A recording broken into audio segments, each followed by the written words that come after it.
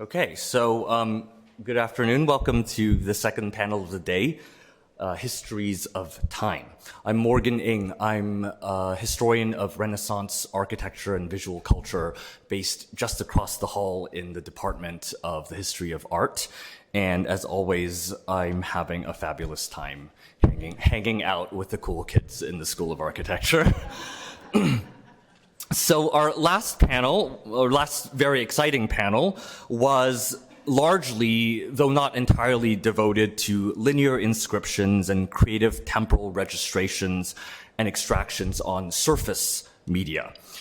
This panel will expand the theme to plastic and spatial figurations of time. Such figurations have been the object of ever-intensifying interest and investment in the past years, thanks to the possibilities opened up by digital imaging.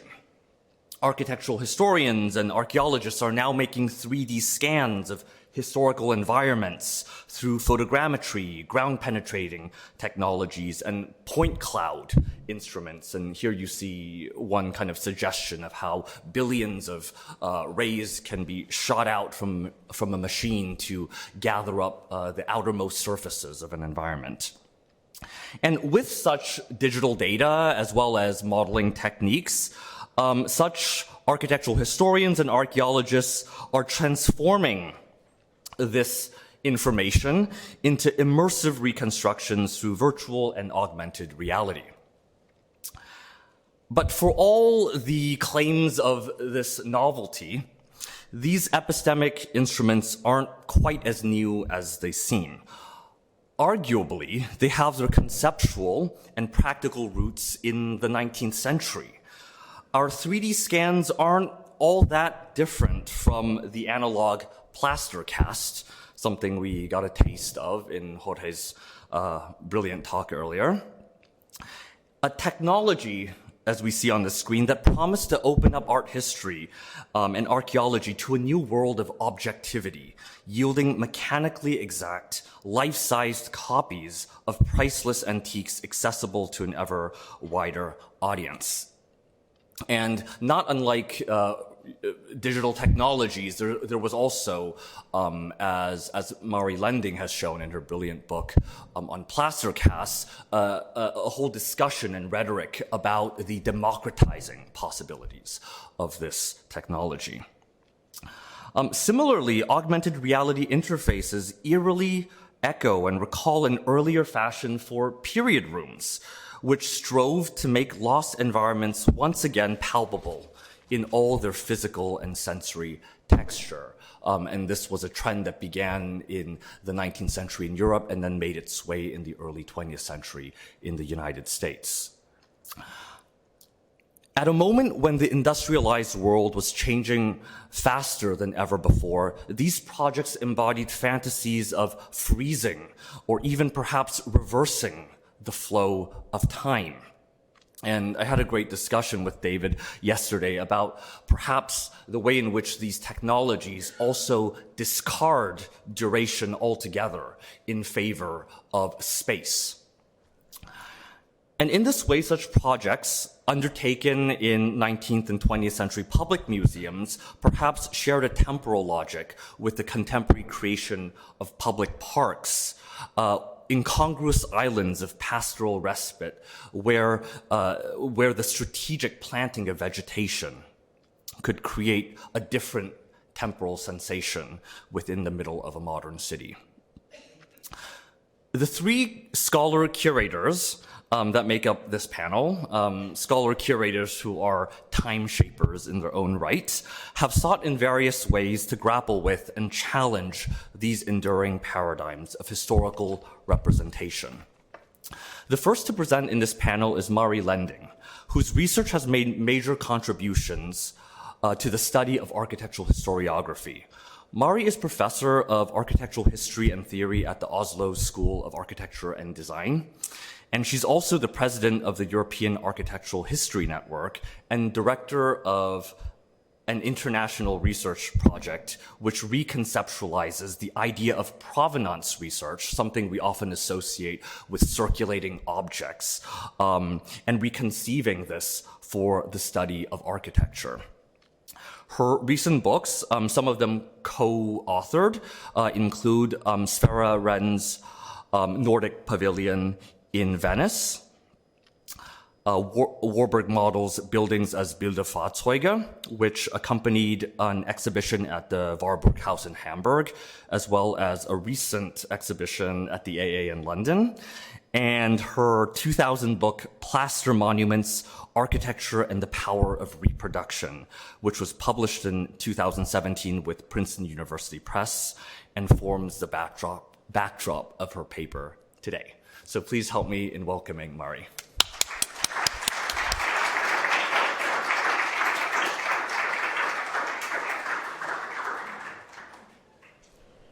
Thank you, Morgan, for that very kind introduction. Thanks to Eva for inviting me back to revisit a topic that is a very shared favorite topic of ours. And also thank to all the organizers for these absolutely luxurious days. Before an image, however old, the present never ceases to reshape, according to Georges Didier Berman. Likewise, he continues, before an image, however recent, the past never ceases to reshape. I will take this idea of the shapes of the past in the present and the present in the past as a cue to talk about one of the most politicized monuments of our time and its intensified topicality in and ex situ. I will try to zoom in on one fragment from the Parthenon considered as a chronotope.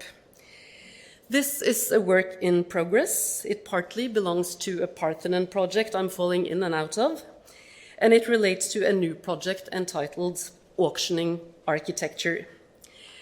And just as Eva asked us to provide titles for our talks, I was pondering a little enigma posed by the very image you see here, which indeed has a lot to do with time and with temporalities. It feels timely to contemplate chronotopicity in the light of the shapes of time, and indeed also in this very building. I spent a semester here 10 years ago trying to make sense of Paul Rudolph's eccentric mounting of Yale University's discarded cast collection, and that was when Mikhail Bakhtin's chronotope struck me as a useful trope.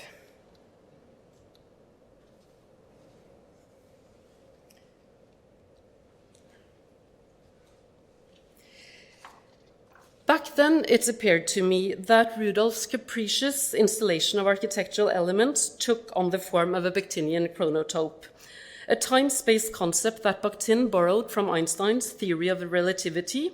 It was almost a metaphor, almost, but not entirely, he said. So what you see here is the Parthenon frieze mounted vertically in the stairwell prior to the 2008 restoration, and over the Xerox machine to the left, together with brand new casts of the frieze from Louis Sullivan's Garrick Theater in Chicago, demolished in 1961, photographed upon the inauguration of this building in 1963, and then again in 2014, together with ancient Greek casts. Back then, I discussed the ways in which these objets trouvés are fused into a carefully thought-out concrete whole across the 37 levels of this building as polychronic wonders. Involuntarily, or perhaps subconsciously, Rudolph completely deprived the casts of the main purpose this kind of collection were meant to serve, namely to display 19th century art historical obsessions, first and foremost, chronology and evolution.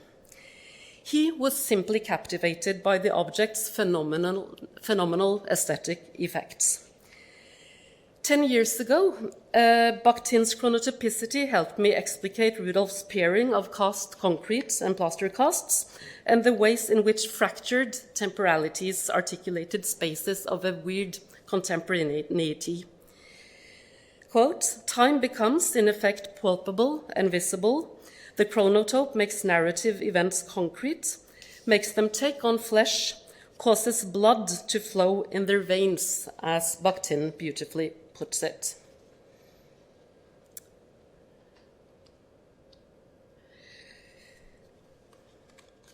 The centerpiece in this image is metope number 32 from the series of 32 metopes that originally sat on the south side of the Parthenon, depicting the Centauromachy, a mythical battle between Lapiths and centaurs in deeply cut reliefs.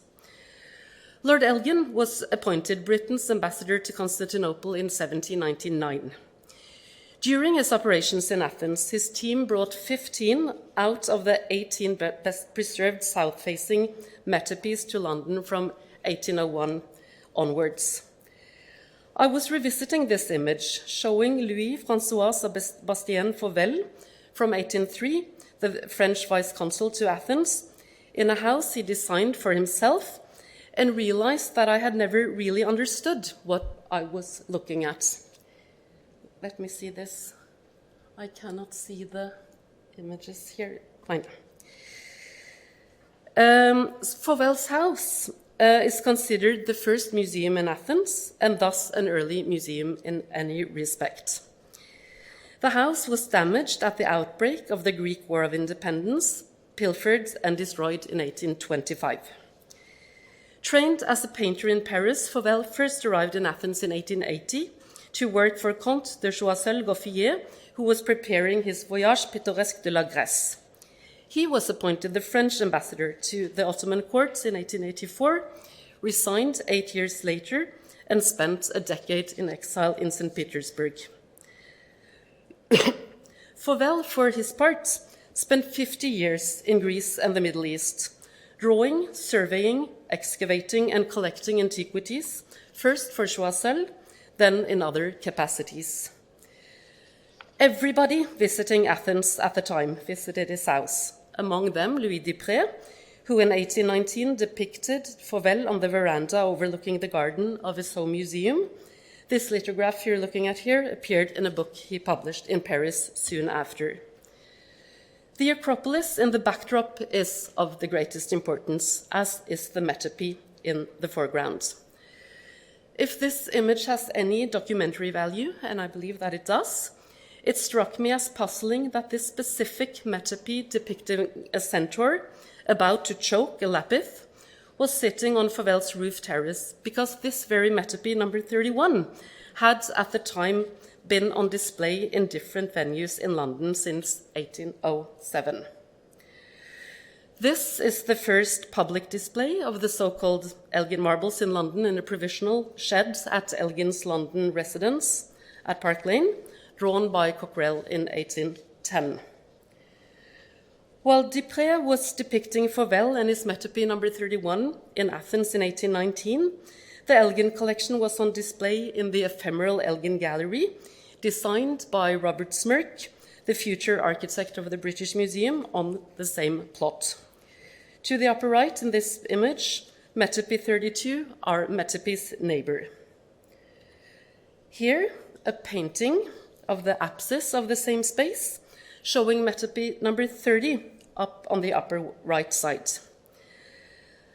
Antonio Canova, who was asked already in 1802, I believe, if he would restore the Greek marbles in Rome, something he absolutely declined, first encountered the Parthenon in 1815 when the collection was displayed in the courtyard of Burlington House in London.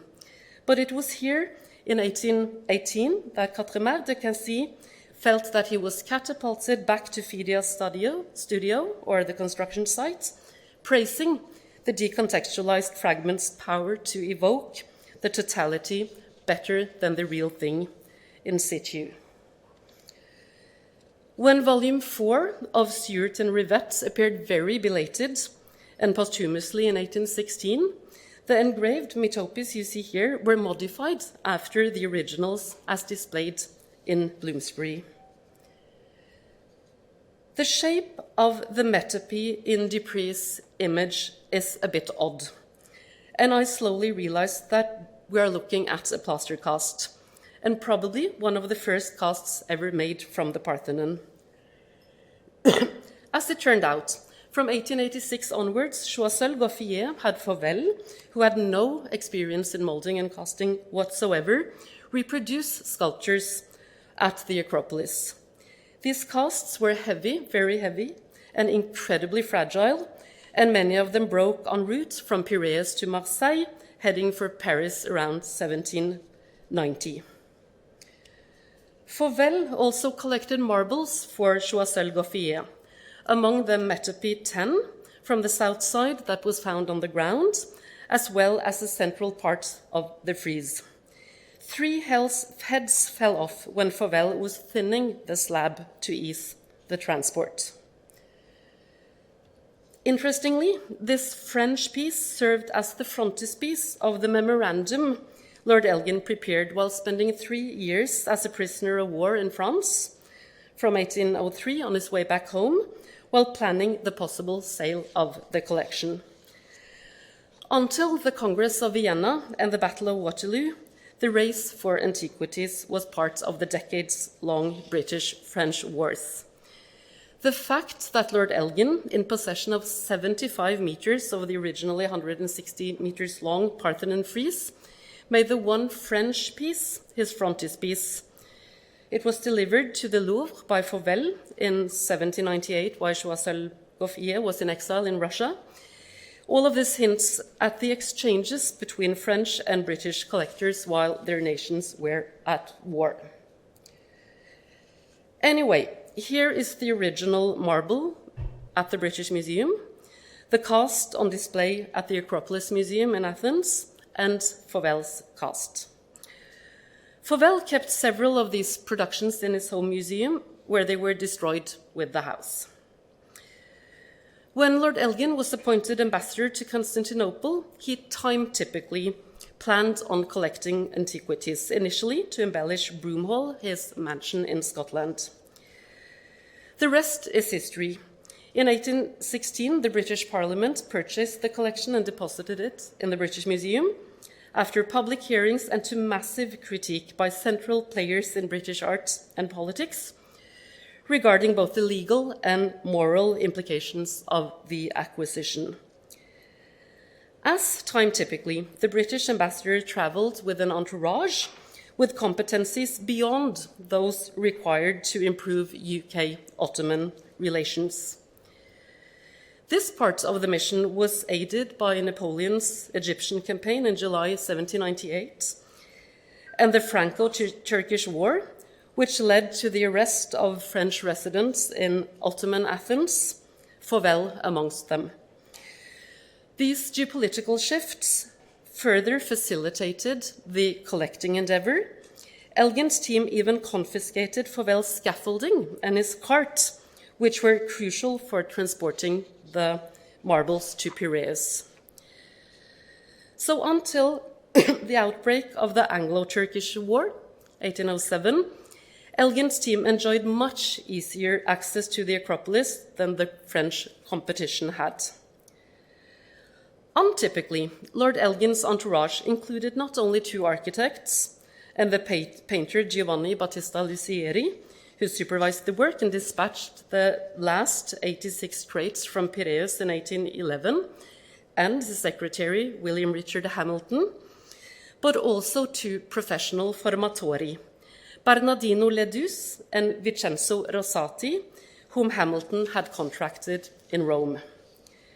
Plan A, according to a first agreement with the Ottoman authorities, was to document and measure the site by drawings and plaster casts, as well as to remove certain loose figures found on the ground. However, the venture soon developed into a full-fledged archaeological excavation.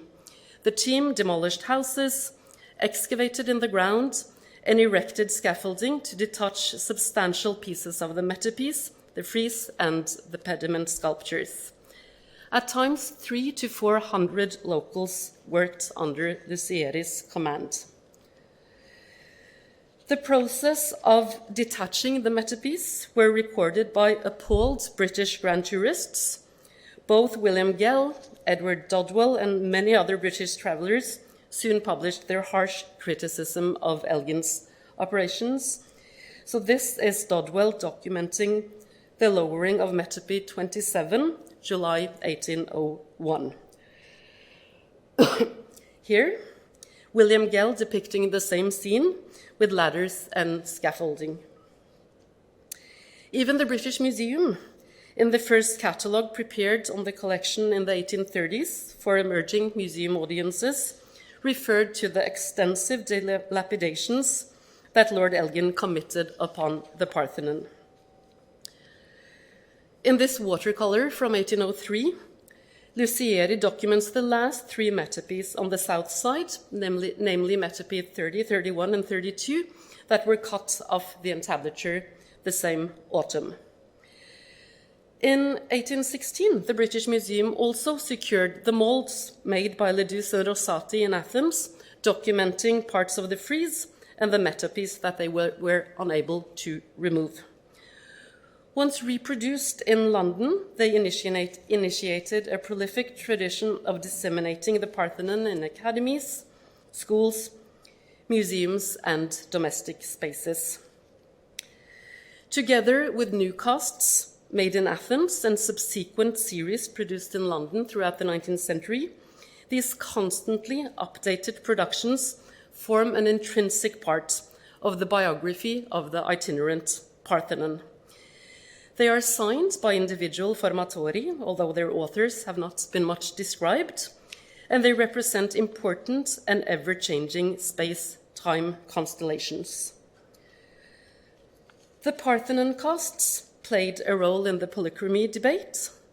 They helped reconstruct the much damaged frieze and metopes, and they served from the very beginning as 3D recordings.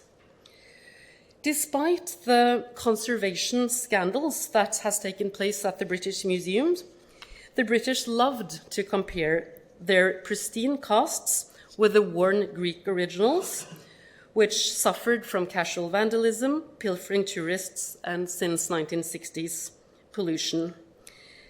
In London, until World War II, the marbles were always shown with casts. The Parthenon galleries served as laboratories for understanding the fragment's original architectural setting. New fragments identified in Athens or elsewhere were cast and ensembled in constantly rearranged ensembles. Today, these objects occasionally appear in high-end auctions. Here is Metope 32, auctioned at Sotheby's in New York in 2006. The auction house did not provide the provenance back then, but it was purchased by the Metropolitan Museum in 1891 from Domenico Bruciani in London. Let's return to Fauvel's house. The other thing that struck me when understanding that this centerpiece is a cast was how strangely familiar this prospect appears. It shows a plaster fragment in a very specific relation to the Parthenon. Now, have a look at this space, displaying the same relationship of casts to the temple above. This is, of course, the Parthenon Gallery at the top of the Acropolis Museum, designed by Bernard Tschumi and inaugurated in 2009. It embodies a competition brief that read as a political legal manifest in disguise, effectively declaring war on the British Museum. Tschumi translated the demand to restitute the marbles into a compelling architectural rhetoric. Situated 300 meters from the Acropolis and bathed in Attic light, the weathered original fragments in honey-colored pentelic marble are juxtaposed with uniformly white reproductions that references the originals in London. This visual contrast delivers a message that is clear even to audiences without any particular interest in repatriation issues. Here, differently from the proud plaster metope in Fauvel's house and in Duprez's image, the point is simply to show how terrible plaster casts look compared to marble. While the new series presented to the British government by the British government to the King of Greece in the 1840s is today in the Archaeological Museum in Athens, the provenance of this series is hard to track down, although I do have my suspicions. Anyway, I first thought that Fauvel's house was situated near the site of the Acropolis Museum, making this plaster gesture of the new museum almost a repetition of the first museum in Athens. But that is not the case, as there were no cities south of the Acropolis at the turn of the 18th century. Fauvel himself provides the proof. This is his map of Athens from 1787, much reprinted. Looking closer at the Acropolis, we see that the Propylaea to the right, that is to the east, and this lovely house and gardens at the northwest hill in the vicinity of the ancient Agora, while the Acropolis Museum sits on the south side. Still, the views are strikingly similar, and I find it intriguing that those two very different plaster editions of Metope 31 establishes the same relation to the temple. Let me share one other peculiar appearance of this very metope. At the École des Beaux-Arts in Paris, a full-scale cast of the southeast corner of the Parthenon was in place for the 1877 inauguration of Félix Dubin's glass-covered courtyard. The awe-inspiring object was commissioned by the Commission des Monuments Historiques from a French archaeological expedition in 1844 and translated into 3 dimensions under the supervision of the school's chief molder, Alexandre de Sacchi. The monument was reproduced twice and shipped off to London and to Moscow. At the British Museum, only the entablature is awkwardly tucked away in a gallery outside of the Divine Gallery, while the whole thing is still on display at the Pushkin Museum in Moscow. I love these photos of the plaster Parthenon, but when Metope 31 now caught my interest, I realized that it is, in fact, misplaced on this gargantuan object. Weirdly, number 31 and 32 have changed places so that 31 sits at the corner. I have no idea why this is the case. My guess is simply that it is a mix-up by those who were puzzling the pieces together on the scaffold in Paris, and the error is repeated in London and in Moscow. Another thing I don't know is if these metopes were ordered from London, or if they might have been reproduced from the ones that Fauvel made in Athens and shipped to Paris. However, the Louvre does not state the provenance of their plaster metopes. The lapsus is anyway fascinating.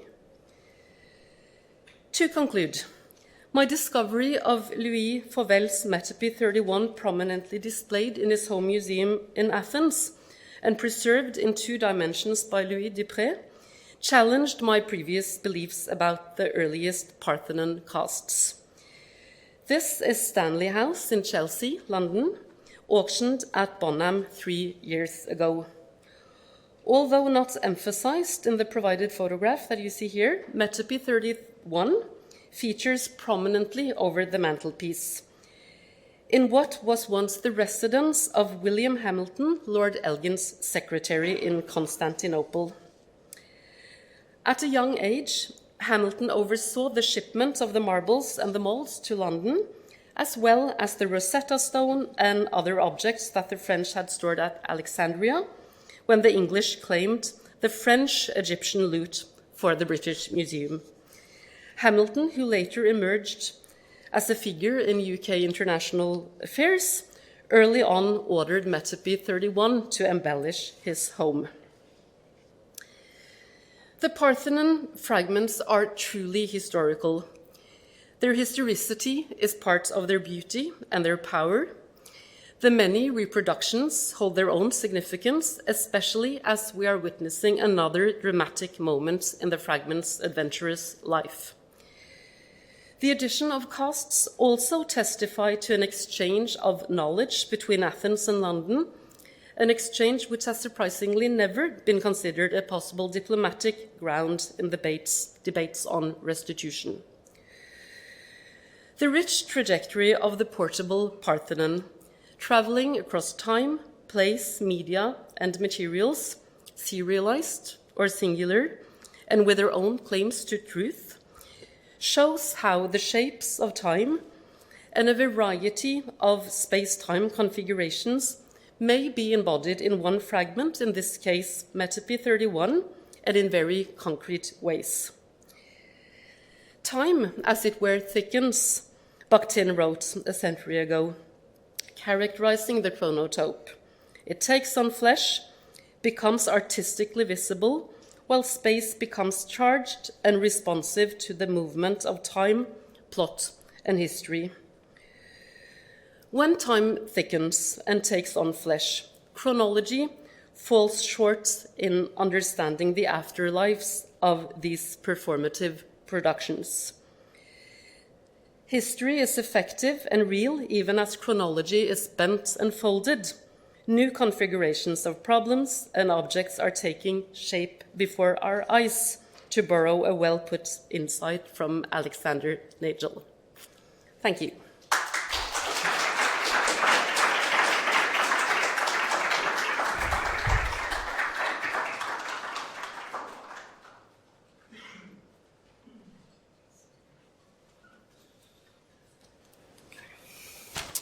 All right.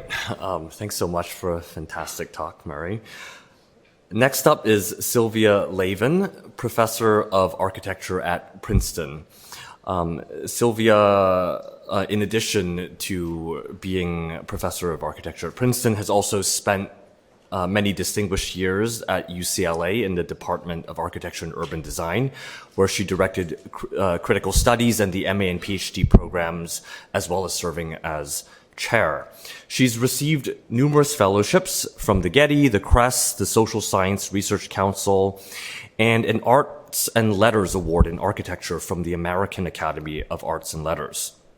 A historian of great range, Sylvia has published on everything from 18th century architectural theory to Richard Neutra, and most recently has published the books Kissing Architecture, Architecture Itself, and other postmodernization effects. And she's also curated several exhibitions, including recently Architecture Arboretum and Bird Calls in the Environment. She's currently working on a book about the architecture of arboreal infrastructures, and hopefully we'll get some taste of that today. Thank you.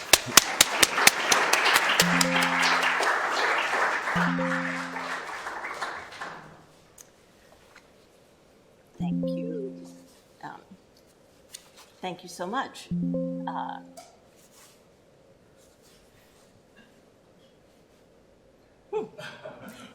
I'm just watching somebody else do things. Somebody's doing things. Do you want me to do it? I could do it. That's not me.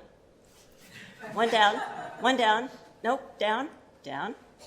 Okay, I'm going to do it. Can I just do it? There.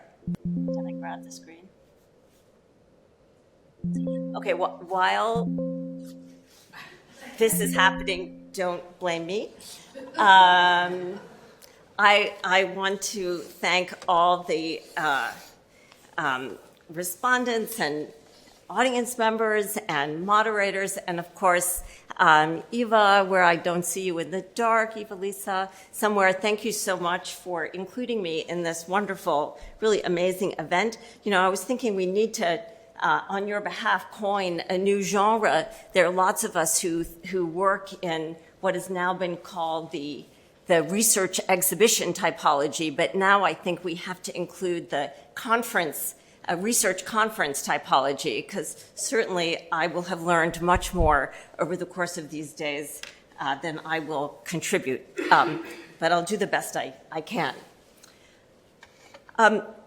In an essay on Machu Picchu, published in Perspecta 6, an issue concerned with the geopolitics of post-war architecture, George Kubler offered a remarkable preamble on what he called American time.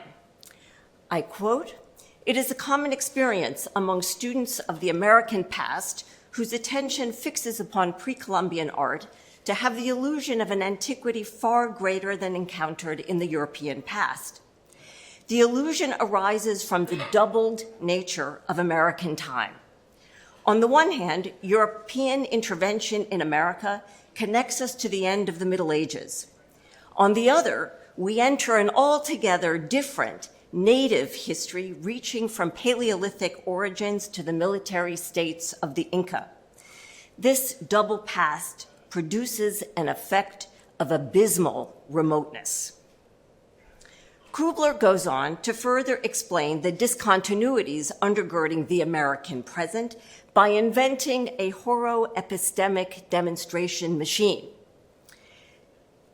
I quote, "The chronological effect resembles the compacted planes of long-distance photography on infrared film with telescopic lenses. We know that the planes are far apart, but they are shown to us very close together."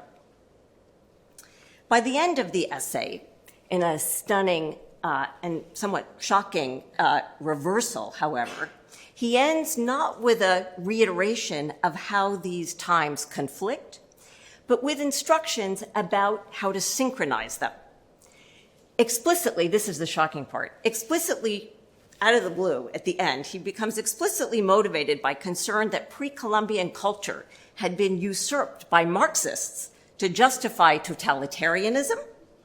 Kubler replaces the hardware of infrared telescopes and cameras with, as you see here in the caption, a poetic vision of the natural setting, and invites his students, these would be Yale architecture students, to see in Machu Picchu form, I quote, "form, rhythmic and plastic."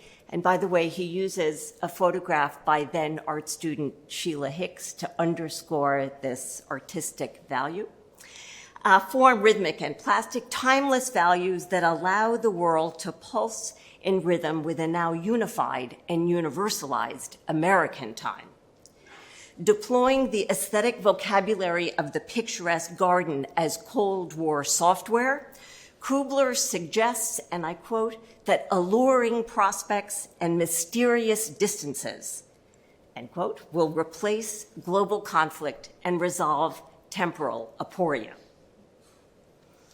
Of course, the producers of the picturesque had their own time troubles as improvement led to radical and accelerating changes to land. Indeed, picturesque practitioners elaborated a rich collection of techniques for managing temporal discontinuities, from the fast roads for industry to slow roads for rambling to book technologies that offered before and after views in an instant. Trees, however, were among the most ubiquitous components of a vast and sometimes picturesque infrastructure developed to establish what Peter Gallison called the modern empires of time. Trees have a long history of mediating architecture and the temporalities of the natural world. Vitruvius, here interpreted by one of the Sangallos, provided detailed accounts of how long various species take to reach maturity, the schedules to be followed to turn trees into timber, including when to cut which type of tree, for how long to let them dry, and which lasts the longest. Cypress, Vitruvius wrote, lasts forever into eternity. Yet by the 19th century, from dendrochronology that measured the internal time of trees to the poles of telegraphy and railroad ties that established planetary time, trees had become essential nodes in the concrete and material operations through which heterogeneous times were eventually coordinated and standardized. This required a complex, multiscalar infrastructure. But certain arboreal nodes were particularly important to the synchronization of time because they operated simultaneously as cogs in an abstract machine of temporal measurement and as concrete indices of environmental unfolding. This chrono-arboreal doubleness derived not from species characteristics, but was triggered by an event structure, the moving of large, which is to say old trees, to new places. Tree transplantation is an ancient technique, but tree moving began to be mechanized during the 18th century by landscape gardeners seeking to speed up the realization of their picturesque designs. Various devices enabled large trees, the trees of generations, suddenly to appear in new places and yet still seem old enough to make seigneurial claims.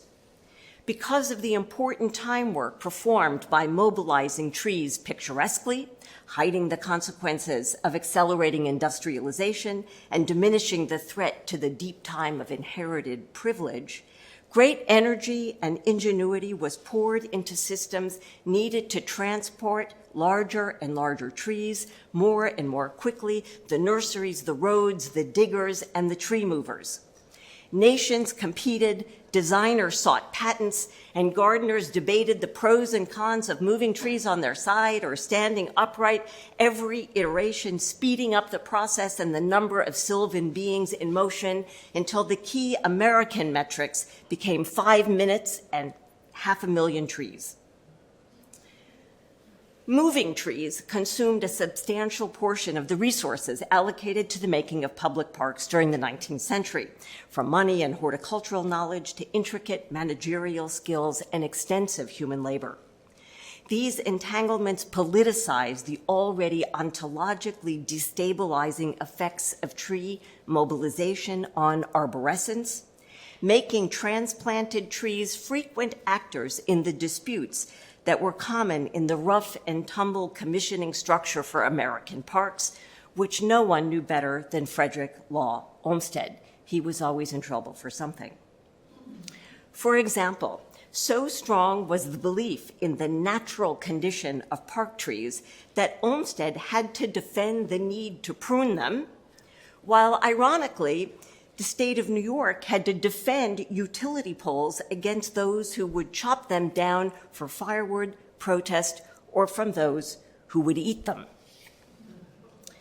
But on the eve of the Civil War, Olmsted was specifically accused of putting both people and trees at risk while constructing Central Park by having used, amongst other things, malodorous soil. I love that, stinky soil. And for having forced laborers into dangerous work.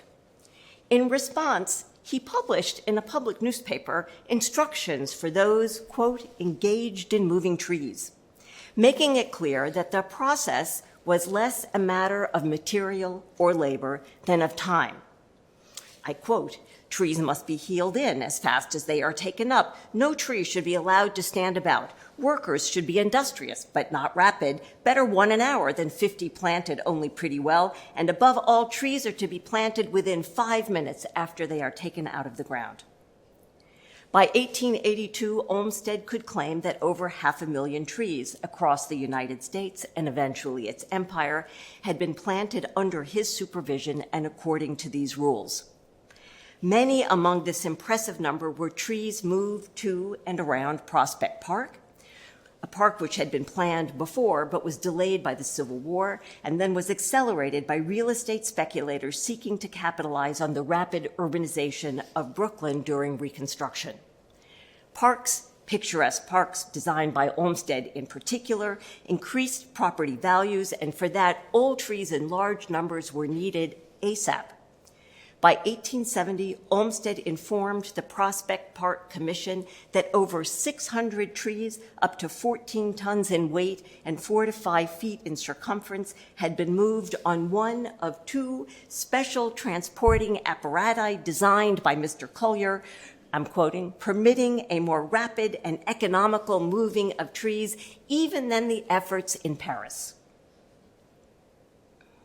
The trees in Prospect Park came from commercial nurseries as donations from real estate speculators, from European collections, as salvage from locations being razed to make way for the park, and were planted as orderly street trees along the outer perimeter, more informally along the internal drive, and then rearranged as the same Colonel John Yap, an architect by training who eventually became the chief engineer of the park, described it, into an apparently autochthonous forest in the center, the type of woods where American dendrochronologists would expect to find forest time. I quote this paper on dendrochronology in the United States, a forest time, quote, where every tree tells the same story, carrying back our knowledge to regions where scientific observation has never yet penetrated, nor a civilized population dwelt. The park's design smoothly brings modern trees into alignment with the native, picturesquely harmonizing the double temporal conditions of American time. Olmsted and Collier had a good deal of experience in rearranging not only trees, but people and goods to interpolate them into the nation and its standards. Collier worked with Olmsted on the Sanitary Commission that coordinated the civilian effort during the Civil War. The commission's task was not only to impose on the largely female and rural volunteers what Olmsted called masculine discipline, making their efforts acceptable to military command, but to increase generosity by training them to think not in terms of the needs of their own sons and neighbors, but in terms of the national good. Collier drew up an organizational chart used at demonstration events to make visible the links connecting local individuals to abstract representations of the state. Like the tree mover, the organizational chart was a tool engineered to uproot rural, pioneer, and immigrant subjects, to dislocate them from local identification and concern for concrete social relations, and replant them in an abstract soil where a uniform national identity could grow. Moving from place to place did not always go smoothly after the war, neither for Southerners heading north nor Northerners heading south. Collier, who eventually opened his own firm, was hired by the city of New Orleans to convert the grounds of the former Allard plantation, which by 1872 stood in the way of urban expansion, into a park. Like many commissions of the period, the group was riven by graft, and a lawsuit rather than a park ensued. The dispute was about time. Accusing the architects of perpetrating a myth and of having never in reality begun their work, park commissioners argued that they paid for a year's work and ended up with neither a park nor with plans, drawings, and specifications. The lower court sided with the commissioners, but the architects appealed to the state Supreme Court, arguing that although the contract had specified a year, the value of their services did not depend on the time devoted to employment, but rather on their professional skill.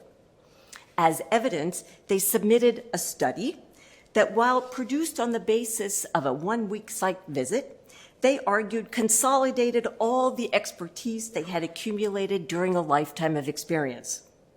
The drawing indeed reveals a clear understanding of the situation on the ground. It confronts new moneyed interlopers, which is the grid, the regular grid on the top of the drawing. This is the new development. It confronts new moneyed interlopers on which the old moneyed families dispossessed of their plantation income, however, depended, with a dense arboreal perimeter around which they would need to navigate in order to enter the park's open spaces where individuated trees are given picturesque masculine discipline and invisibly stand muster. You notice that there's no way into the park from that side, and the trees form a kind of fortification wall, and the only way in is on the good side, where the trees are thin, and there really are sort of sentinels there at the entry. The value of both a park and a sketch were things Collier thought about a great deal. His work at Prospect Park was largely concerned with accounting. You know, there are like hundreds of pages of these sort of accounting logs, and I just show you these two because we had dots and lines, and I'm sort of obsessed with dots also, and just labor, misbehaving, and deciduous trees all are calculated in more or less the same way. So he was a kind of account manager, and he was a founding member of the Tree Association of New York. But he also became a member of the Brooklyn Board of Education, through which office he argued adamantly in favor of making drawing a required part of elementary curricula in public schools. Not artistic drawing, but this kind of drawing conceived of as an interface between labor and capital. His goal was not, and I quote, to emancipate children from the trades or to bring them into the already overcrowded professions, end quote, but rather to turn them into a skilled, industry-ready labor pool. Collier argued that, quote, to understand himself and his surroundings, to know what is good for him, the laborer requires neither geography or grammar, about which he may remain utterly ignorant, but he must know how to use tools to shape materials into forms designed by someone else. And his guide is a simple drawing, a design made by someone before him to the exact conditions of which he has to conform. If they follow this, they will not hear, "Why stand you all the day idle?" Who and what stood their ground or was pinned to it? Who and what would be organized by the abysmal time of labor and drawing? And who and what would participate in the liberal time of modernity, the time of design and of capital, were questions that reverberated through Brooklyn as both freed blacks from the South as well as escapees from Manhattan's 1863 draft riots arrived and began to buy property, to settle in Weeksville near Prospect Park, to make roots and have children. The history of Black education, particularly in Brooklyn, where it has been argued integration came late, but also in ways that led to the first Black principal with white students and white teachers under her authority, has been widely studied. The debates about integration were especially heated in Collier's district, in part because school buildings, the actual buildings themselves, and the lots they sat on were entangled in real estate speculation interests shaped by the park. It was in that context that in 1893, he presented to the Board of Education a report in favor of maintaining school segregation, arguing, and I quote, "The development of the neighborhood assures an immediately useful future for the school if it be devoted to the use of the white children alone. Where colored children in considerable numbers find their way in any one school, it results in deteriorating influences in and the impairment of the former usefulness of the school as a whole." Instead of either what he called indiscriminate or forced integration, Collier recommended that a separate building for the colored school should be built elsewhere. Black children, in other words, should be uprooted and rearranged while simultaneously consolidated and contained to form something like a woods, where according to Olmsted, trees are by no means as beautiful as trees are in parks, because a forest is apt to be gloomy and produce an oppressive sense of confinement. This is an industrial school where they learn this kind of industrial drawing, and this is a part of an incredibly important photographic series, and I'm sorry to go over it so quickly. In 19th century Brooklyn, schools, drawings, and trees each had what Olmsted called a duty to produce certain effects upon the minds of men, to draw some into the buoyant time of movement and modernity, to constrain others in the domain of the local and the concrete, and to keep these realms operating in harmonious synchrony. The picturesque, which spread across the United States during the 19th century, formed a multi-scalar apparatus to manage the double condition of American time, its labor and capital. Each component of this massively distributed arboreal infrastructure 500,000 trees deployed by Olmsted, another 500,000 by Collier, and countless more in telegraphy poles, railroad ties, and Sylvan laborers contributed to what Gallison describes as the critically opalescent series of things that worked to shift the nation to standard time. For Kubler, writing right when standard time was mapped in this famous map, for Kubler, however, the myth of this uniform imperial temporality had been put under new and potentially desynchronizing pressures by the Cold War. To produce his own effects upon the minds of his architecture students, to acquaint them with their duty to protect American time, Kubler offered the timeless and thus universal values of the picturesque. Perhaps anxiously focused on the threat of nuclear devastation and the annihilation of time as such, Kubler, an otherwise keenly astute observer, was unnoticing of the way in which the picturesque had already entrained the natural world to perform clockwork that regulated the exercise of the very kind of power he feared. But this should perhaps not come as a surprise, since Olmsted made it quite clear that the fundamental role of the picturesque's arboreal infrastructure was not to clean the air or beautify the city. Instead, it was what he called to terminate and obscure the view. Thank you.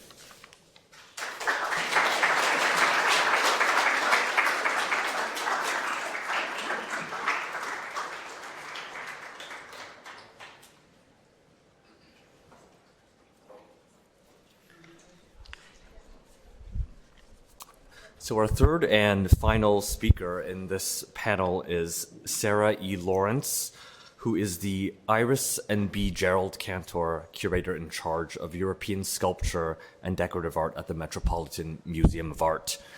Previously, Sarah was the Dean of the School of Art and Design History and Theory at Parsons, and also Director of the MA program in the History of Decorative Arts and Design at the Cooper Hewitt Design Museum. Sarah's scholarship focuses on Renaissance material culture, but she's also supervised exhibitions on Jean-Baptiste Carpeaux, the Tudors, the French decorative arts, Piranesi, and many, many more at the Met, as well as at the Cooper Hewitt and the Jewish Museum. At the same time, she has a particular interest in the period room as a site for meaningful intervention, which culminated in the groundbreaking exhibition Before Yesterday We Could Fly, an Afrofuturist period room. Please welcome Sarah.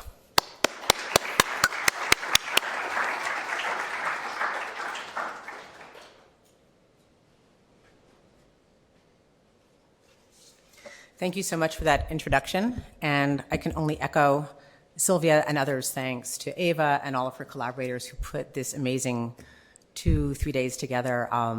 As Sylvia said, I'm learning more here than at any other conference I've been at. It's really been extraordinary, and I'm so grateful to all the speakers and moderators who have participated today. So today I am speaking about my very first project at the Met. When I first arrived in 2019. When I went to the Met, I thought I was going for 1 year as a senior research fellow to write a book on period rooms. Period rooms had always interested me because of what I call the fiction of authenticity, and I will elaborate on that concept on the course of my speech today. But I was struck, the book I was going to write, I was struck by how period rooms are embedded in museums, but the most interesting work being done with period rooms is being done by artists. So people like Yinka Shonibare, Mark Dion, for example, were really using the content and potential of the immersive experience in a period room in ways that were just so exciting to me. And I found it odd that while museums were ruminating over their period rooms and keeping them dust-free, they weren't really doing much with this opportunity. So when I stepped into my permanent position at the Met, within my purview are some of the most significant, beautiful period rooms at the Met, the Wrightsman Galleries. And when I walked into my position, the director of the museum, Max Holine, was really interested in the Met having a new type of period room, something more modern, than the formerly most modern period room, which is a Frank Lloyd Wright room in the American wing. And he said, well, you're going to work on period rooms here. You take this project and you run with it. So instead of writing the book, I decided I'd work on this project. So I'll talk about the evolution of that project today. I both wanted to push the boundaries of what period rooms could be, but I also wanted to model a new type of curatorial practice that was deeply collaborative, that was non-hierarchic, that engaged a full community of creative practice in exploring the opportunities of the period room. So I'm also going to start with a quotation from George Kubler. It's almost irresistible. He published so much and said so many provocative things. So this is from an essay he published in 1970, which reads, "When we are unsure about something, our uncertainty is measured by our inability to define its period." That doesn't work. There we go. So period rooms are among the most popular galleries in museums. Period room entices the audience in a way that is really very different from the approach taken in other galleries. Visitors are prompted to imagine themselves as inhabitants of these evocative interiors, and they find their curiosity intensified by the physical inability to enter the space. So you imagine yourself in a different place and in a different time. What I'm showing you here is one characteristic period room of the Met, which conjures up a French 18th century interior as if we are interrupting or intruding on the aftermath of a card game. And this room is from a hotel in the Cour d'Albert in Bordeaux and dates from about the 1780s. And it's a completely characteristic period room in that it is a fiction, that is a creative assemblage of furnishings, of the boiserie, the wall panelings, and the objects that were never actually together in the same room at the same time. The compelling engagement of the viewer's imagination, and thus the success of the period room as an immersive experience, depends upon the invisibility of the curator's hand and this veneer of authenticity. Yet to create a period room actually requires an interpretive curatorial act, a plausible, instructive proposition of historical recreation. These rooms and the role they play in a museum such as the Met have come under particular scrutiny of late because of their near singular focus on the domestic interiors of an affluent, predominantly white, Eurocentric culture. Some historic museums recently have added to their itineraries the residential spaces of enslaved labor who were part of the household, an example of which you see here on the left from the Bush Holly House here in Connecticut, as they might have looked in 1820. On the right, in the American wing at the Met, is a type of intervention undertaken in 2022 that uses shadow mannequins of the Black dressmakers who have been largely forgotten from history. In both instances, the curators have experimented with ways to make visible the invisible occupants of the historical rooms, the enslaved people whose labor is evident but whose presence is intentionally made inconspicuous by its white occupants. The justification for the ongoing omission of these domestic interiors in museums sometimes focuses on the lack of authentic surviving materials. There is, however, I would argue, a much more interesting complication in the creation of a period room of an African American culture. And this brings us to the shapes of time, that is the themes of today's symposium, and the entangled durations that are the subject of my talk today. How does one create a period room that intentionally complicates the conventional stylistic periodization of historical time?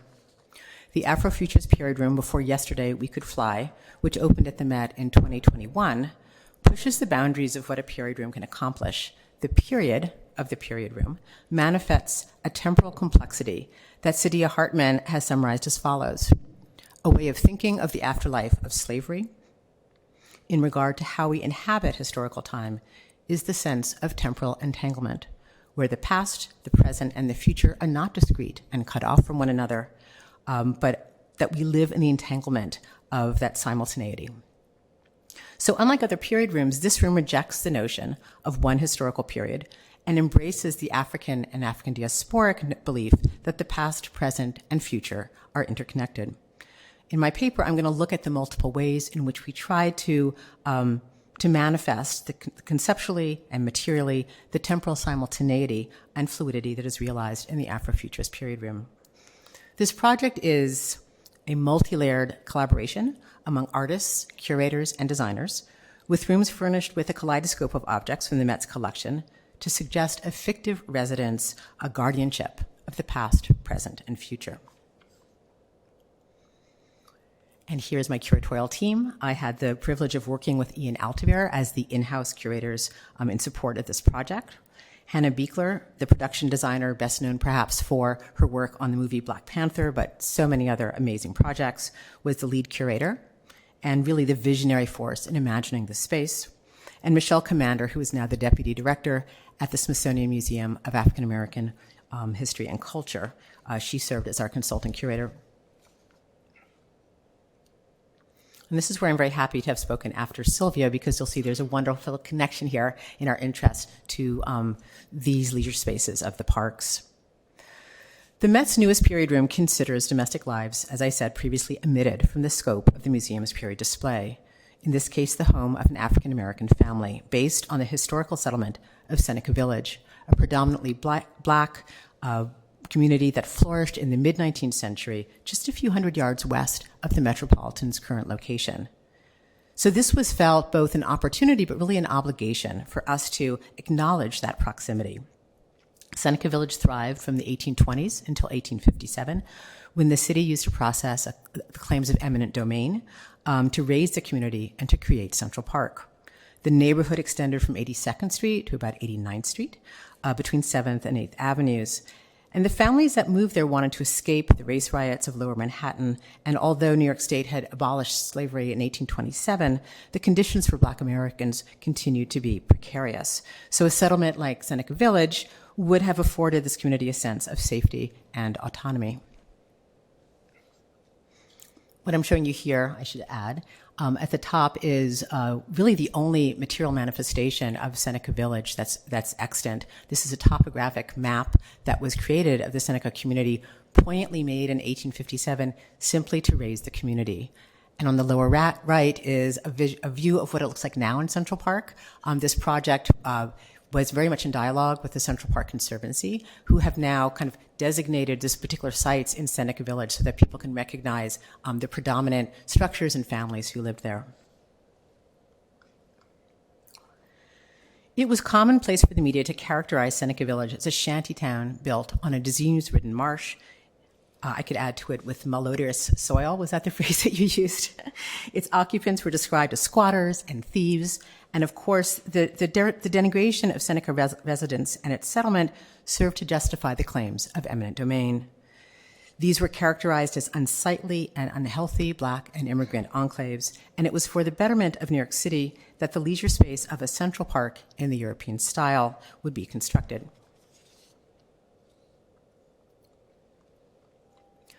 But in truth, Seneca Village was a vibrant and thriving community.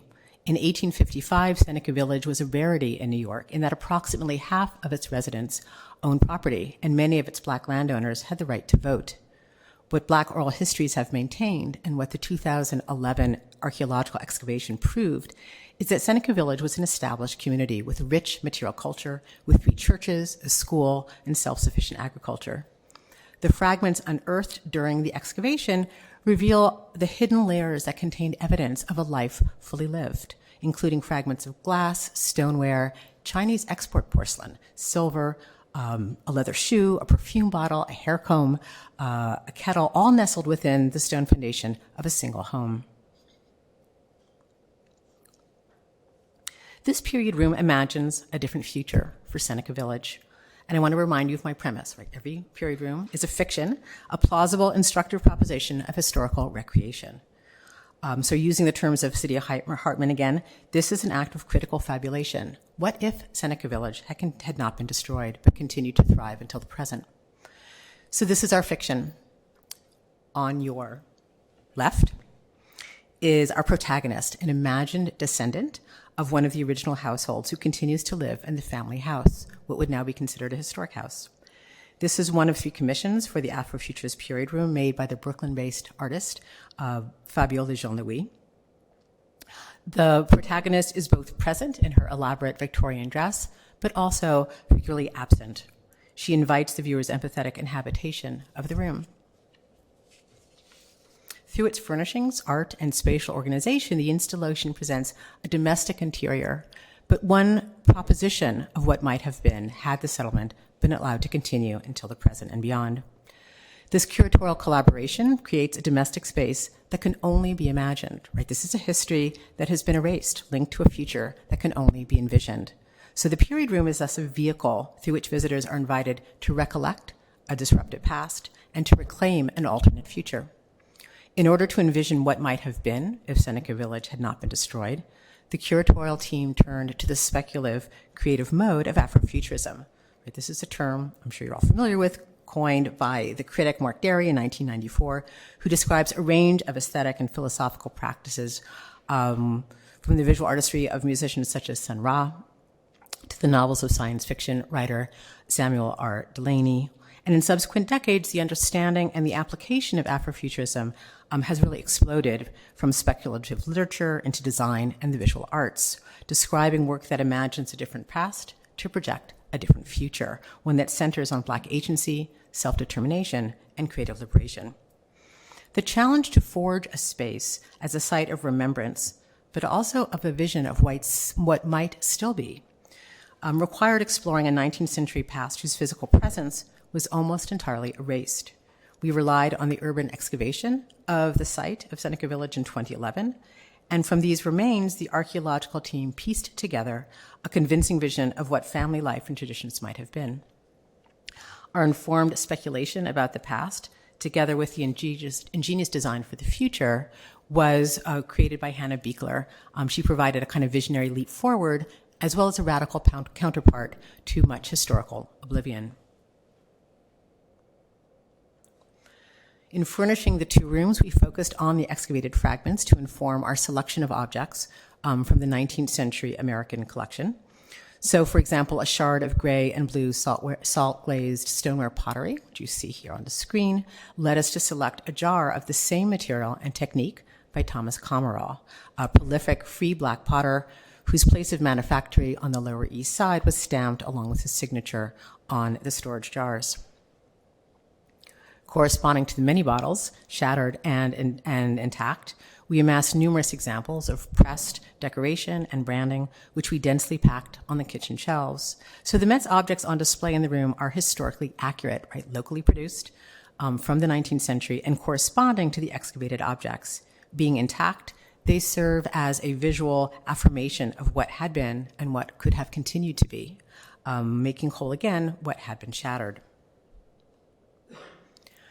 As I mentioned, an unadorned plastic hair comb was found at the site.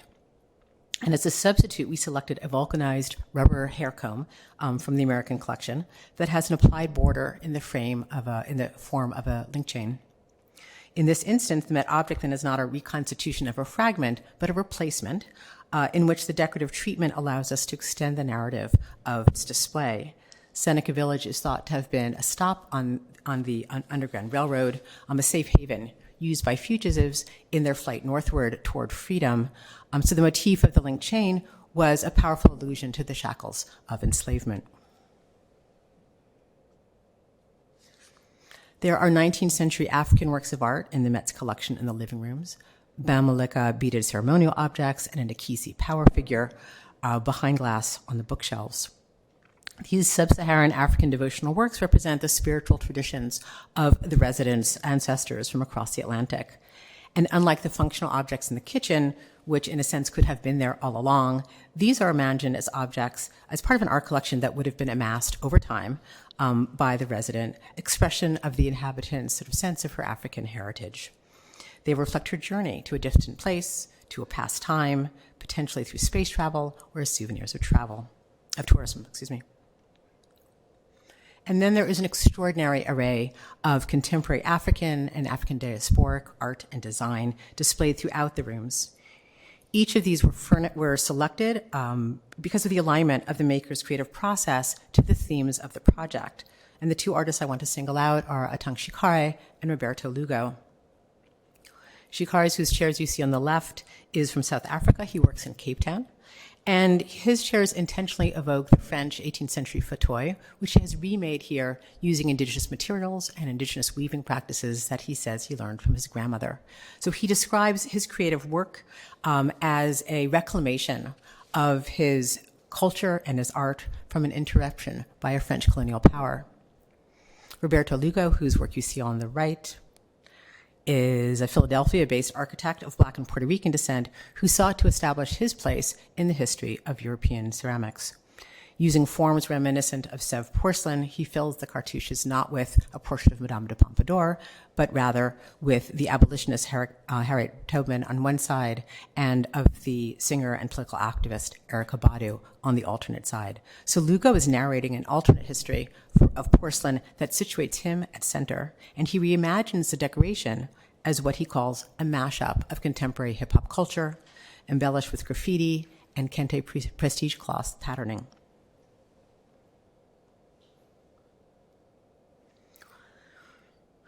We sought to manifest temporal fluidity as part of the experience of being in the Afrofuturist period room, and we sought this through the use of an open plan of the house. The vernacular wooden structure of the 19th century kitchen approximates the actual footprint of a house in Seneca Village. It connects to a sleek modernist extension that is the living room. And these two spaces are inhabited concurrently, not sequentially, one centered around the brick hearth in the kitchen and the other by the five-sided television in the living room. Each is the center of familial congregation, storytelling, and innovation, and both the hearth and the television are vehicles of transportation, whether alchemical or technological in spirit. Unlike a traditional period room, the visitor stands at one end and looks across a barrier into a single room. Here, the visitor walks around and experiences a variety of viewpoints and modalities of viewing. The very act of circumambulation in the room allows the visitor to walk in and out of the past and into the future. The design of the house is intended alternately to constrain the mode of attention. At each end, the visitor looks across the length of the open plan. You can take in the kitchen and the living room at one glance, and one can either orient oneself in the kitchen, looking toward the future, or inhabit an unspecified future, looking into a distant past. In addition to these long views, there are also these small, unexpected openings in the house walls, arranged at varying heights. These apertures invite the viewers to peer into the room, and the effect is a kind of composite of discrete experiences conceived of as an enacted metaphor. Right? We are looking at a history so thoroughly erased, so completely lost to us, that we can only connect this history in its we can only see this history in its fragmented form, and we must rely on our imagination to create coherence of the scene. The entire domestic structure inhabits a single museum gallery, with a spectacular repeating design by the artist Angelica Cornelie Crosby, which is our second commission in the room. To represent the rich history of the site, the artist combined photographic materials from both sides of the Atlantic, along with relevant archival imagery, including the 1856 topographic map of Seneca Village and ambrotypes of 19th century Black New Yorkers, including the Lyons family who owned land there. She evoked the lushness of the village landscape by overlaying the rich foliage design of an okra plant. The okra plant is imported to the Americas from Africa, and she saw it as a kind of metaphor of resilience and adaptability in the space.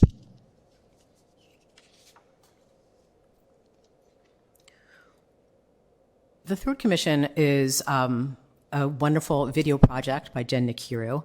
This is the wacky five-sided television set in the living room, an homage to the console television of the mid-20th century, which brought so many monumental events into the home. In the period room, it broadcasts a new work by Jen Nakiru, who is a British-born filmmaker of Nigerian descent, entitled Outside of Time.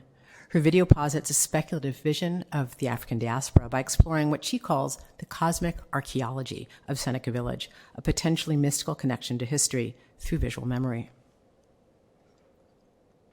And I want to share the one last aspect of this project, which was a commission of a science fiction comic book by John Jennings entitled Protocol and Response. Comics are particularly well suited for Afrofuturism because its narratives are nonlinear, right? Something that comics can convey with their ability to move and stack panels, to play with different notions of time. The comic book was designed in the guise of a Met bulletin. Our protagonist, here named Dr. Zora Nova, has been transformed into a time traveler, so you'll recognize her Victorian dress is now newly materialized as a kind of spacesuit of the distant future. The story starts with her having lost her memory due to the impact of time dilation. NICI, an acronym for Neurological Interface for Sequential Integration, facilitates Dr. Nova's re-memory protocol.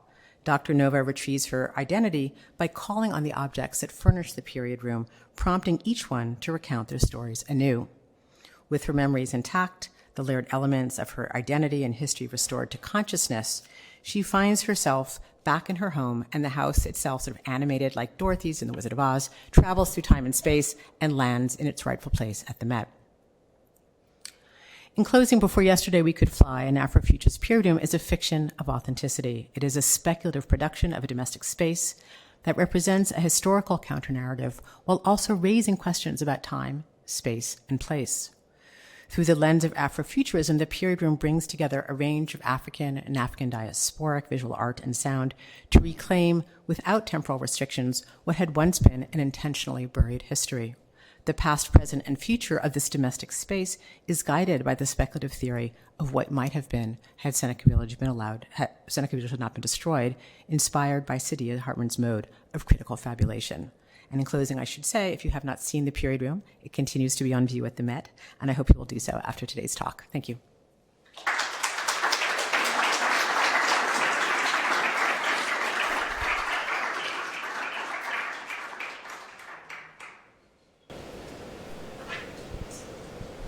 Thanks so much to our three speakers who were perfectly on time. That was amazing.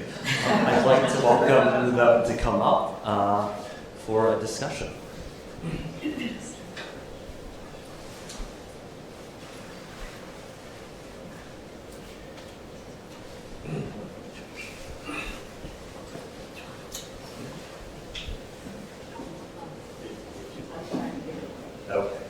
don't mind.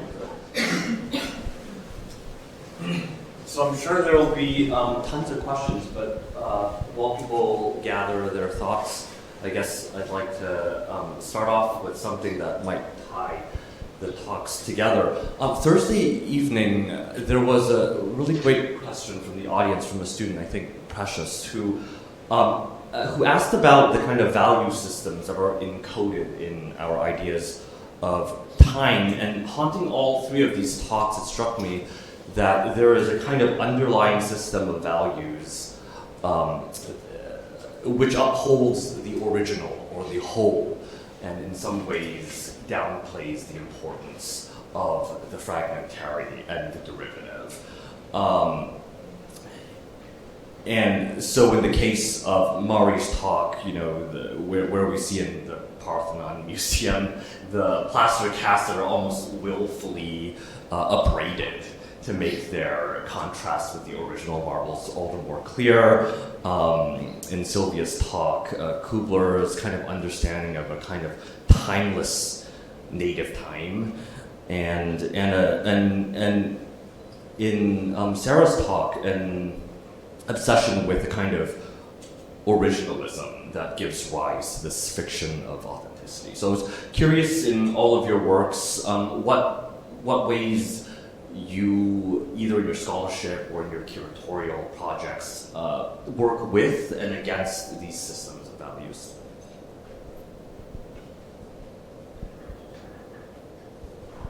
Well, I can start by sharing. Okay, I think you just push it up. Okay, great. Well, working with period rooms, you definitely are coming up against to what extent, or what does it mean to say authenticity matters? And what was interesting in part was one of the responses we got when the period room first opened was, why are we not using the original fragments found from the archaeological excavation, and having to speak to the value of setting those aside and showing them being made entire, being made whole again through the use of pieces in the Met's collection. I'm always amused at how hard our audience holds on to the notion of authenticity in period rooms and the ways in which that's so greatly constrained our curatorial practice with them. And it comes up certainly with plaster casts as well, this notion of what's the sort of resonance, the magical resonance of the authentic material in responding aesthetically to these objects. I can try to continue along those lines. I think that one thing that could be helpful for also from a kind of historian's perspective is to kind of give up on the idea of the objects, the idea of kind of the integrity. So the Parthenon lends itself beautifully to that idea, that kind of insisting on that there is even anything like the Parthenon. Obviously, it's not at the Acropolis. It's a piece of contemporary architecture they're building there, and they have been building for 3 decades.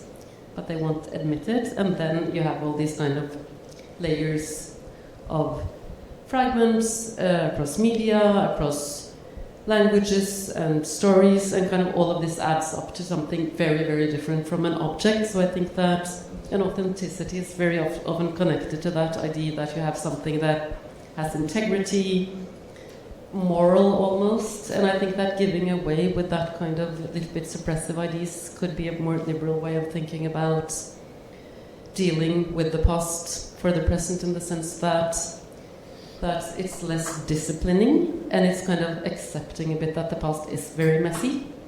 And of course, that's what everybody's been insisting for days now, that we can never we can have ideals for the future and kind of traces from the past, but everything is really about the present.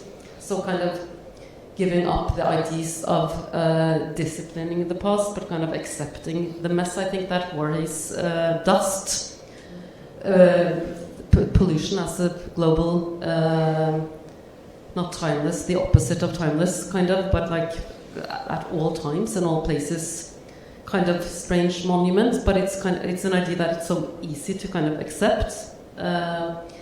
Is dealing with that kind of mess, and I think that's one way of getting beyond authenticity, for instance, which is so unhelpful, also for museums, for historians, etc. So maybe give up the objects is one way to start.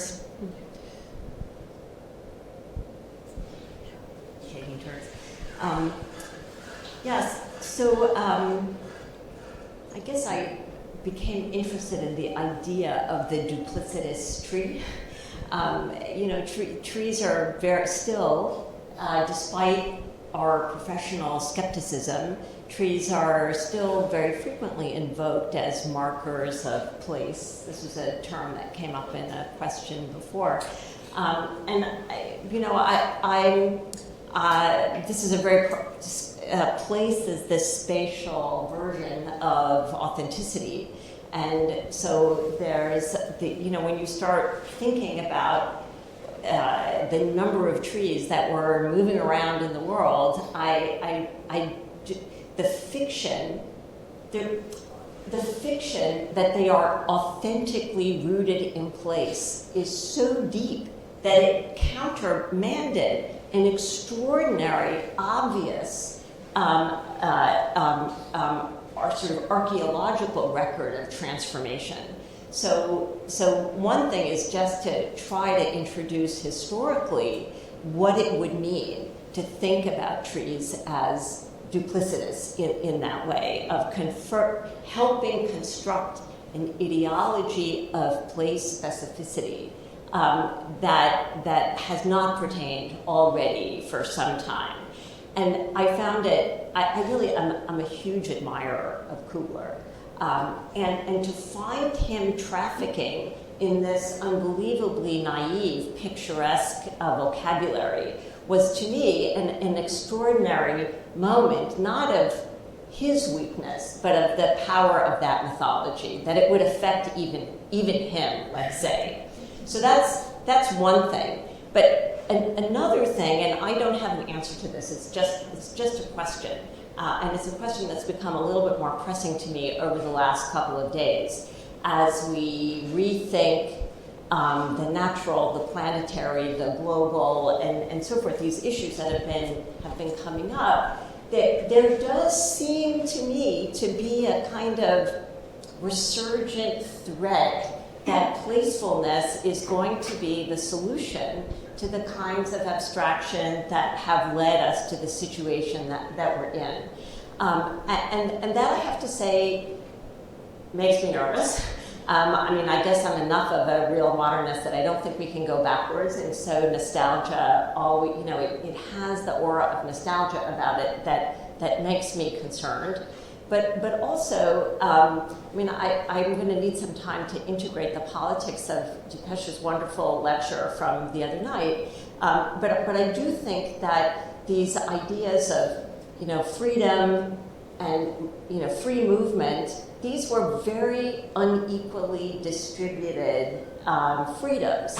And so to wrest those freedoms away from the world to parts of the world who are only just beginning to taste those freedoms also seems problematic. So I'm not sure where the future goes in that way, but that would be the way I would answer your question. Thank you. For an art historian, calling into question the integrity of the object and the integrity of place or the context is kind of a radical move. Other questions? Yes.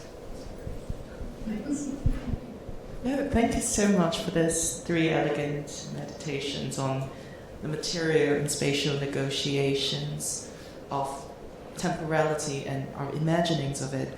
My question has to do with posterity, and I think as Sylvia mentioned, quite briefly towards the end of the response on that future, that consideration of the future. And I'm just really curious, how then does futurity figure in each of your researches? At what point in time does the future end? Or is it perpetual?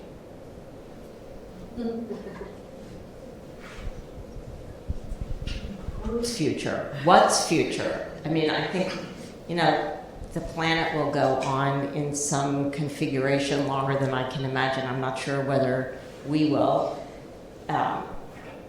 Did you have who's the subject of your future that you're concerned about? The trees, really. The trees, the objects, the period group. Well, trees are also, they're old, but they're not as old as dust or microbes. So I don't, trees will morph into something. I'm not really so worried about that, actually. So I don't know if that's an answer. They will find a way. I can give a much simpler response in that the future of the Afrofuturist period room is intentionally open-ended.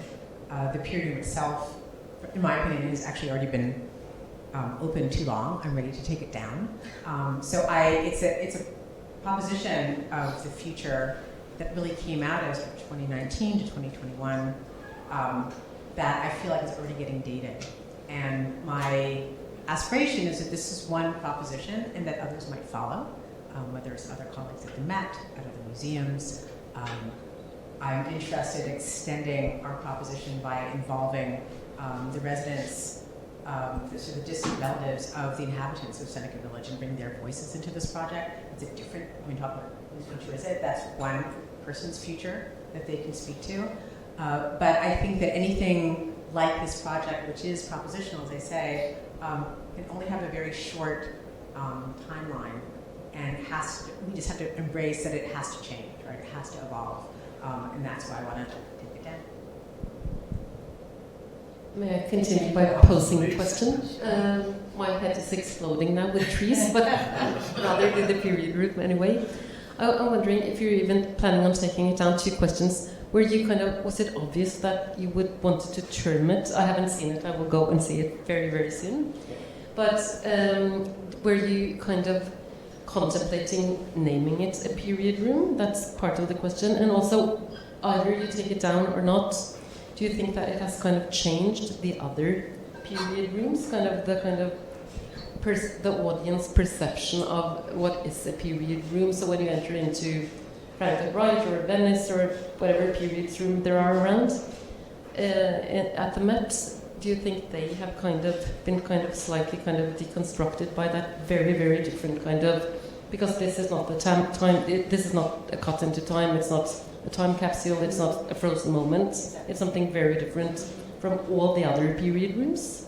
So will it and that ties to your question with the future, because that intervention might change the future of the ensemble of period rooms if we're not dismantling them in the same movement. Thank you. Those are great questions. It was always designed as a period room that would have what I intended to be a 3-year life. And a lot of people questioned whether it really was a period room because it's kind of a house and it didn't check some boxes of a period room, but by framing it with reference to a period room, it really was intended to address a particular mode of curatorial practice. So I was insistent that the period room be a part of its title. And ideally, someone will go from that period room into one of the more traditional ones. There's one right across the hallway in the British Galleries, around the corner, the Wrightsman Galleries. And I hope what they bring to it is, this looks so real, but maybe I shouldn't think of it as so real. So that would be my preferred outcome. Did I miss, was another part of this question? I have a follow-up question to that. So part of the argument rests on the fact that the pre-existing period rooms are themselves confabulations of a certain kind. But in this case, you have commissioned objects. The museum has commissioned objects, which I don't imagine was the case for the 18th century period rooms. And then I'm wondering whether you could talk about what happens to those objects, because I'm imagining they go into the Met collection, and therefore they have a kind of future, a different kind of future than the ones, they don't go back. They're not diasporic. They're possessive. Exactly. Again, great question. So the only 3 works are commissions. Everything else were acquired for the period room and for the collection. So that was one of our intention, was that this would start building a collection of African and diasporic design, contemporary design for the museum, of which it had none. And as you might know, the Met is about to build a new contemporary wing. And we're very excited to have put together a kind of core in this area. And already other commissions, acquisitions, donations are following because of this commitment to this area of creative practice. So that's, I feel like, a great sign of success for the project. The 3 commissioned works are living the life of a commissioned work, and there's no obligation to acquire. So the Atanshikare piece was an acquisition. The film is a commission. The dress will go back to Fabiola Jolini actually quite soon. And the Anakili Crosby wall covering, we've acquired 1 print of 1 repeat.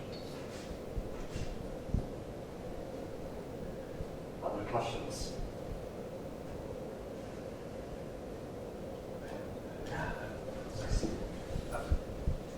I think I jumped into this maybe a little prematurely because I haven't really formulated my question, but it seems to me that there is something in the 3 talks about origin and destination somehow that shifts in each of you. So in terms of the attention that you gave to it, so or the weight that it came across in your talks, and I wanted to hear a little bit more about that play between where things come from and where they go to.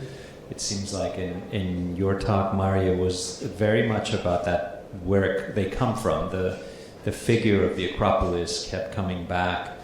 And Sylvia, in your talk, it was where they're going to more, like the trees were ending up at Prospect Park, and it was the kind of, how Prospect Park got designed with these objects that landed there. But we didn't hear as much, although we heard some, about where they came from. And Sarah, in yours, it was a lot about the objects kind of interrupted travel, because they come from this archaeological site, but then they get transmuted into a version of themselves that is more of an artistic interpretation.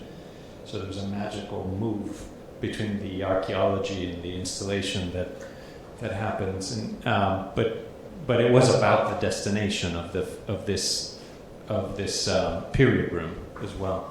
So I was just wondering, you know, what do you see happens in the movement itself? Like what happens to the object in the movement? You know, in your mind, is it part of a different category of understanding?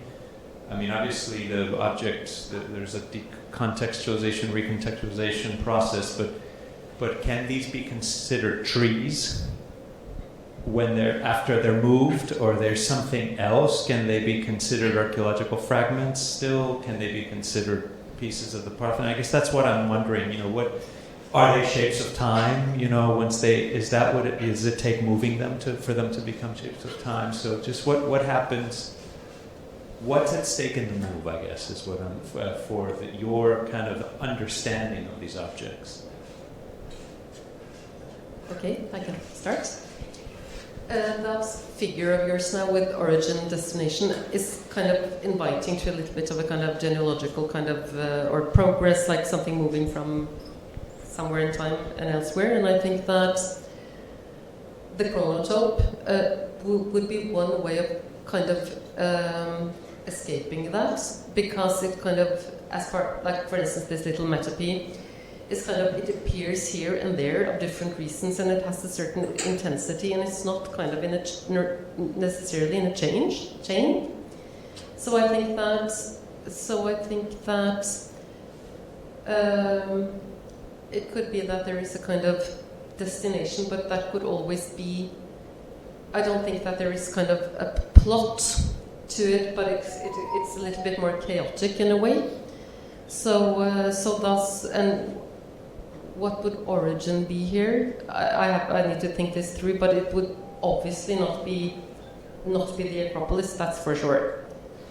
It appears elsewhere, and you kind of get all of these strange authors and their own projects, and so that's what I'm thinking about, that this is no longer an object, it's more like, project is a terrible word, but it's like, it's something else, and it can happen in different times, and all these things get, so that's why casts are so perfect to kind of think about time, because they always have different temporalities, and they're competing, like when the British are mocking the Greek with the cast, is because of course they have different temporalities and they exist as recordings at the same time. So it's kind of, so it's not kind of moving. It's no discipline. It's no rhythm. It's no kind of. It's a little bit more chaotic. So I don't think that origin destination applies so much to the kind of look at this. It's kind of things that are behaving a little bit surprising. They disappear, they go into the attic and the basement, and then suddenly they reappear again. So I think that's something why I love that kind of material, because it kind of it's a bit accidental, which is very nice. Yeah. I have to say, if I exercise historical imagination and think sort of 1860, you know, around then, and I just see all of these large trees moving across the landscape, it just animates and renders provisional a historical moment that I otherwise think of in more fixed terms. I don't know how to answer your question, like is it still a tree? But that's why I was interested in the kinds of behaviors that were happening around the trees, because then we can think what did it look like in 1870? So you know, the fact that in 1870 a tree planted in Central Park was thought of as so natural that any intervention in the tree caused public outcry. I mean, that tree had not been there very long, but it was very big. That ladder you saw, I mean, those were enormous ladders invented by the same guy, the same Mr. Collier. So, I mean, he literally was an engineer of this artificial infrastructure that led people to behave in ways that were absolutely contradicted by what was in front of them, by the object that was in front of them. And the same with with a kind of telegraph pole. I mean, there was lots of things about the telegraphs and, forms of acts of resistance and so forth, but the idea that this thing was much more like lumber than it was a tree somehow was interpolated into the kind of natural behavior. There's a big, tall piece of wood, and what you do is cut it down and burn it for firewood. So people were completely misreading in opposite ways these objects. So something, at least in the middle of the latter part of the 19th century, these trees were both sort of reified and deeply destabilized in ways that I find interesting. And certainly, I think we'll hear more about it this afternoon. But I think in landscape architecture, there's still a kind of attachment to the naturalism of the tree, generally speaking. And so to trouble the tree, I think, is helpful so that it can participate in the historical discourses that we're engaged in. It's a great question. I think I would say that one of the things that was so liberating about this project is that the content of the exercise exists between the original shard and its replacement within that object. Right? So the content of what we're trying to achieve really exists in that journey from one to the other. And I had this luxury of not being bothered with it because that was part of the creative fiction, right? The fabulation that I was trying to evoke. And I think it kind of goes back to our earlier conversation of what the problematic constraint of tying yourself to the limitations of the historical physical thing and the opportunities that are created when you can set those aside. I imagine our conversation could just keep going on and on because of the richness of the material, but we'd like to give 5 minutes of a kind of breather before we start again at 3 p.m. for the final session chaired by Anthony. So please give a round of applause for